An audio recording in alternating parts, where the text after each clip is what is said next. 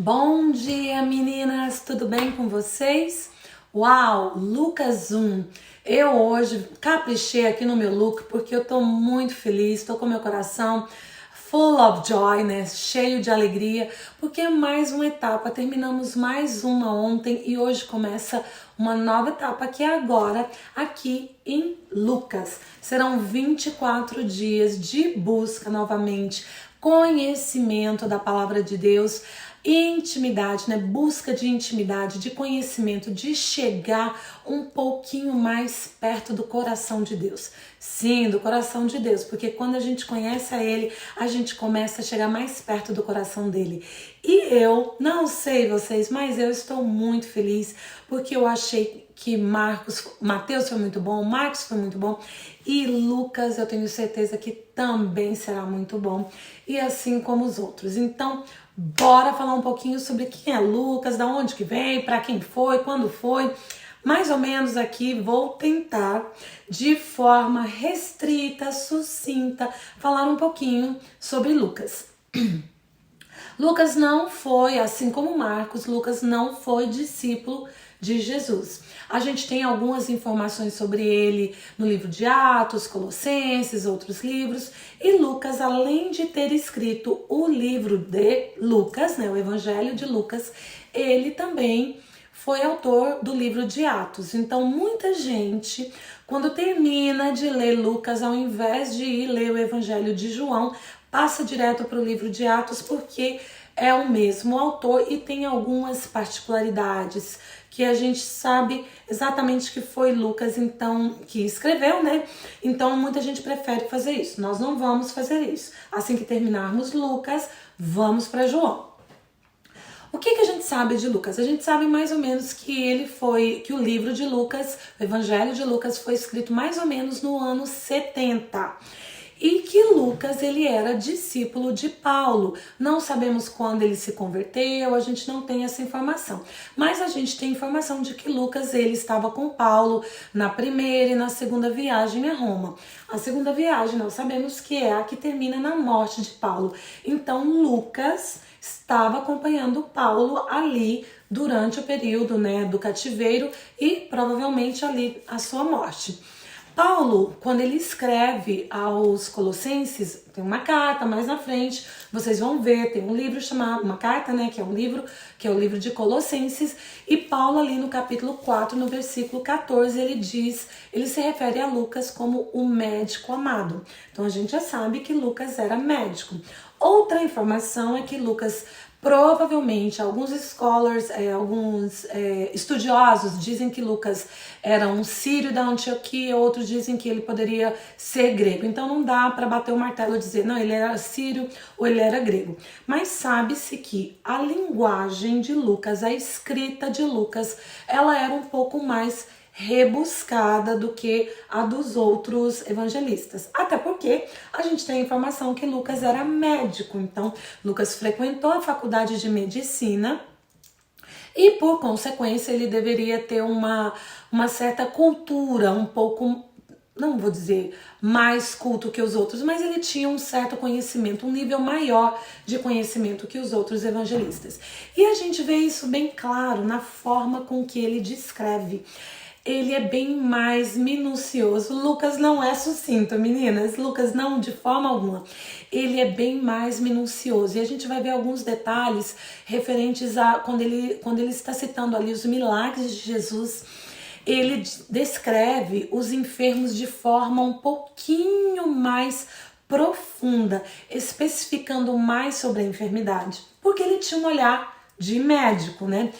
E outra coisa é que ele mostra Jesus um tanto quanto como um médico divino, o médico dos médicos, exatamente devido à sua profissão. Para quem que ele escreve? A gente vê ali, vocês leram, eu acredito que vocês já leram o capítulo 1. Se não leram, volta lá, porque é importante que leiam. Ali no capítulo 1 ele começa, né, falando sobre... ele está se dirigindo a Teófilo. Quem é esse Teófilo, né? E ele começa com excelentíssimo Teófilo. Tem alguns estudiosos divergem a respeito de Teófilo. A gente não vai ficar muito preso a Teófilo, até porque Teófilo não é o objetivo do nosso estudo, mas pela exclamação de excelentíssimo, deduzem que Teófilo era uma pessoa de importância, né? Alguma pessoa com algum cargo, talvez um cargo de chefia, alguém muito importante. Tanto aqui no livro de Lucas quanto no livro de Atos, ele faz a mesma referência. Os dois livros foram direcionados a Teófilo. E a intenção de Lucas, ao contrário de Mateus, que queria mostrar Jesus, né, como da linhagem de Davi, como Messias, vindo da linhagem de Davi, Lucas não faz essa questão, porque Lucas está escrevendo o evangelho dele dirigido aos gentios, aos pagãos, aos novos convertidos, que não eram especificamente os judeus.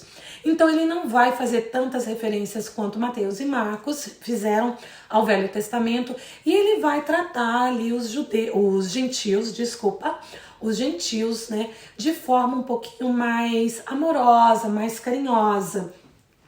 Porque para Marcos e para Mateus, né, eles eram judeus, então eles viam os gentios como um povo não tão escolhido. Já Lucas não faz essa diferença porque ele mesmo, ele não era judeu. Então, mais ou menos, só para a gente ter um paninho de fundo aí de quem era Lucas, né, um médico, grego ou sírio, não faz diferença para nós, mas uma pessoa culta que vai trazer uma abordagem um pouco mais profunda. Ele prolonga mais nas explanações dele. Eu acho que Lucas era, aliás, não Lucas parecido comigo, eu acho que eu sou um pouquinho parecida com Lucas, que eu gosto de ficar ali nas minúcias das coisas. Mas aí vamos falar agora do capítulo, porque senão esse vídeo fica grande. E aí eu vou jogar a culpa em Lucas, porque é Lucas que dá detalhe demais, né? Como se fosse necessário, mas tudo bem. Então a gente vê ali no capítulo 1, ele já começa falando sobre Zacarias. Nós lemos sobre Zacarias em Mateus, em Marcos, né? Que é o pai de... Aliás, mais em Mateus, que é o pai de João Batista. Só que aqui dá mais alguns detalhes. Zacarias, ele era sacerdote, ele está ali no templo, e ele, de repente, né, ele está ali acendendo um incenso, um anjo aparece para ele e diz, e aí Zacarias fica todo com medo, porque, né, um anjo assim do nada aparecer, e aí o anjo diz para ele, não temas, não precisa ter medo não, as suas orações foram ouvidas. Então quer dizer, aliás, a sua oração foi ouvida. Quer dizer que Zacarias estava orando por alguma coisa havia muito tempo. E um pouquinho antes, nos versículos anteriores, a Bíblia aqui, Lucas nos dá a informação de que Zacarias já era avançado em idade. E assim como a sua mulher, chamada Isabel.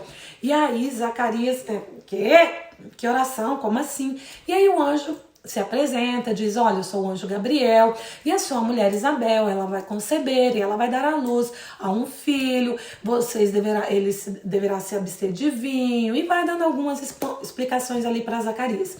Mas Zacarias interroga o anjo, tipo assim, como assim? E como é que isso vai acontecer? Se eu já tô velho, não tem como.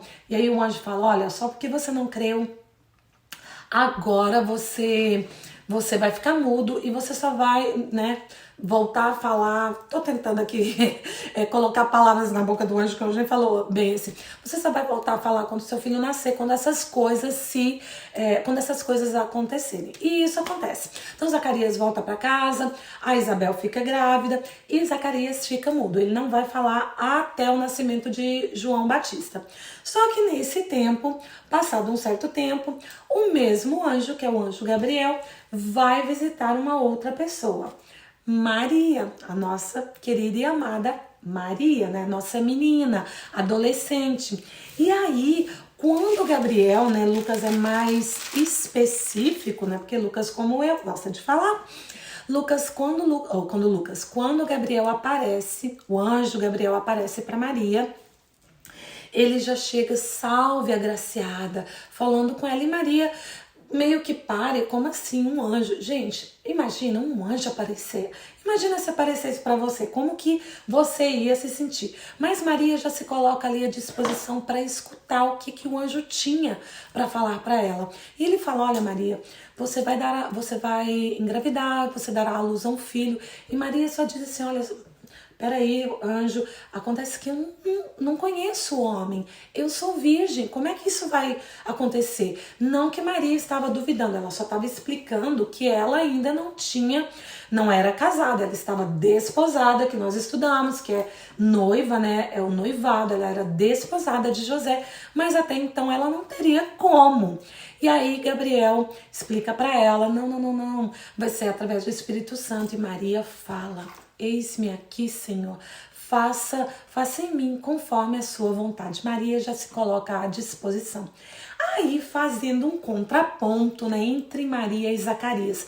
Zacarias, que era o sacerdote, já avançado de idade, conhecedor da palavra, que deveria, por conhecer a palavra tão bem, quando o anjo aparecesse, ele não deveria duvidar.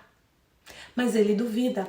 E Maria, já uma menina nova, quando o anjo aparece, ela simplesmente não duvida e se coloca à disposição. E aí o tempo passa, Maria vai visitar Isabel. E aí quando Maria chega para visitar Isabel, quando ela cumprimenta Isabel, né, que ela chega e fala: e aí, prima? Isabel era prima de Maria. Ela fala: oi, prima, tudo bem? O que acontece? João Batista, o bebê, né? Quando Isabel ouve, e eu que gosto muito, eu que sou dessa área aí de linguagem, gosto muito dessa coisa do som, de física acústica, amo isso é algo que fala muito ao meu coração. Quando o som entra nos ouvidos de Isabel e vai até o ventre dela, e João escuta o som de Maria, da voz de Maria, que carregava o... Gente, eu me arrepio. Eu me arrepio ai, desculpa, não imaginei que ia chorar por falar disso, mas eu me arrepio e me emociono com o poder da palavra, mas com o poder da palavra, desculpa, que quem tem Jesus transmite, porque quando o som entra pelo ouvido, né, de Isabel, aliás, primeiro ele sai da boca de Maria, entra no ouvido, né? As ondinhas sonoras vão caminhando até ali o ouvido, entra e vai até o ventre. E João Batista escuta. João Batista faz uma festa ali no ventre de Isabel. E aí, Isabel, acontece algo muito lindo. Que Isabel, ela é cheia do Espírito Santo. E eu até tenho uma notinha aqui de rodapé. Eu não sei quanto tempo atrás, eu deveria ter colocado a data, não sei, mas tá uma notinha aqui de rodapé que diz que Jesus, ele traz o Espírito Santo. E é exatamente isso. Jesus, ele traz o Espírito Santo. E a presença do Espírito Santo, ela nos enche de uma alegria, de um poder, de uma paz que só quem já teve experiência com o Espírito Santo sabe do que eu tô falando. E se por acaso você nunca teve essa experiência, meninas, entra no seu secreto e começa a buscar. Começa a proclamar o nome de Jesus e começa a orar. Porque o Espírito Santo vai te visitar, assim como ele visitou Isabel.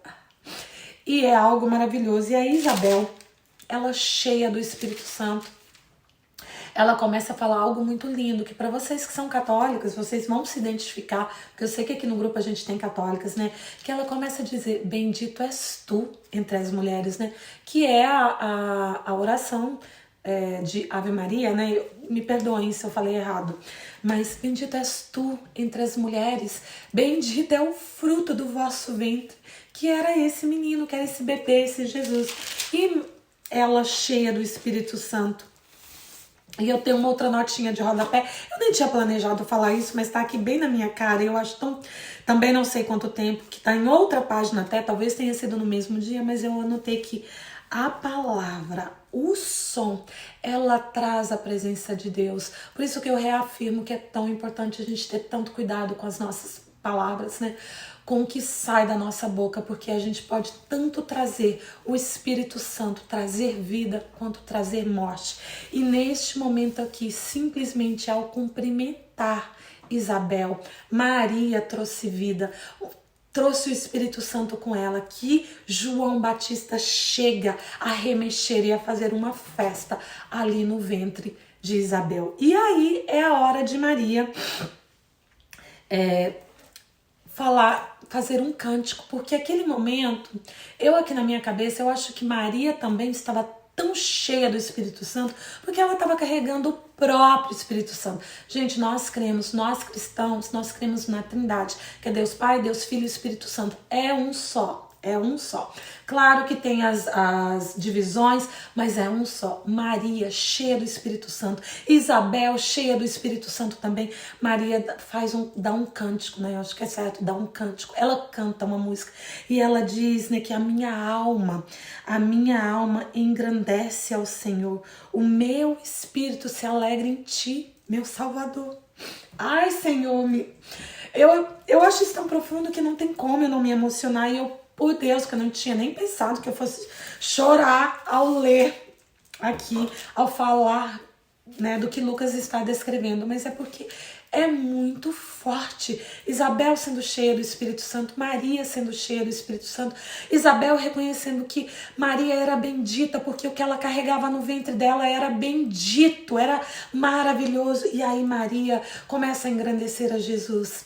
Então, meninas, eu acho que o vídeo tá enorme, mas que nós possamos ser cheias do Espírito Santo, porque é isso que o Espírito Santo faz conosco. Quando ele nos enche, ele nos alegra, nossa alma engrandece e agradece ao nosso Deus, ao nosso Salvador. Porque aqui essa menina, essa adolescente de no máximo 15 anos, aqui cheia do Espírito Santo, começa a dar um cântico de engrandecimento, de louvor a Deus.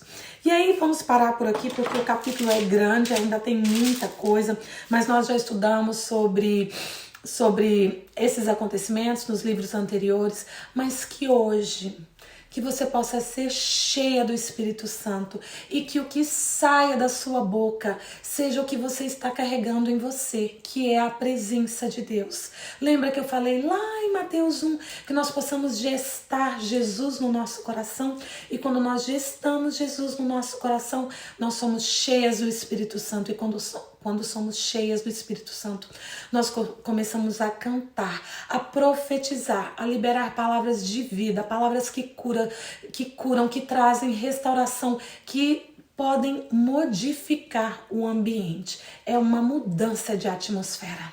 Então hoje que você seja cheia do Espírito Santo e libere essa palavra desse Deus vivo, que vive em você, vive em mim, e nós temos que apresentá-lo para o mundo. Amém?